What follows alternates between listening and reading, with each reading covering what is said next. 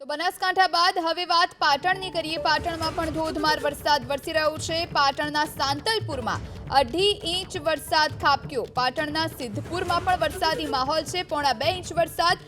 પાટણ શહેરમાં પણ અનેક ઠેકાણે પાણી ભરાયા। પાટણમાં ગરનાળામાં પાણી ભરાઈ જતા વાહન ચાલકો અટવાયા છે। બીએમ હાઈસ્કૂલ પાસે પણ પાણી ભરાયા છે। ત્યાં જવાના માર્ગ પર પાણીનું સામ્રાજ્ય જોવા મળી રહ્યું છે। સોસાયટીઓમાં પણ પાણી ભરાવાની સમસ્યાથી લોકો પરેશાન। પાટણ જિલ્લા સહિત પાટણ શહેરના અંદર અવિરત વરસાદ વરસી રહ્યો છે। આપને હું દ્રશ્યો બતાવવા માંગીશ।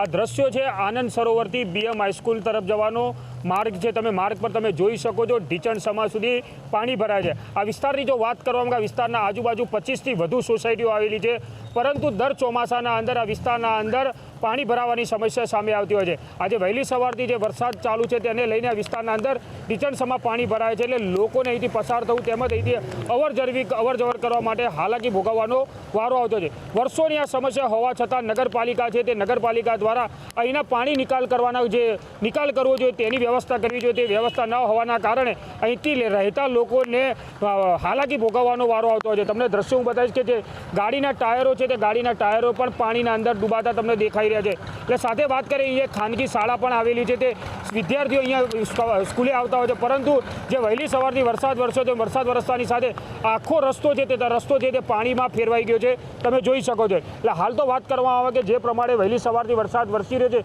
જો વધુ વરસાદ વરસશે તો આ વિસ્તારના તમામ લોકોને હાલાકી ભોગવવાનો વારો હાલ તો આવી શકે છે। એજાજ મંસૂરી, એબીપી અસ્મિતા, પાટણ।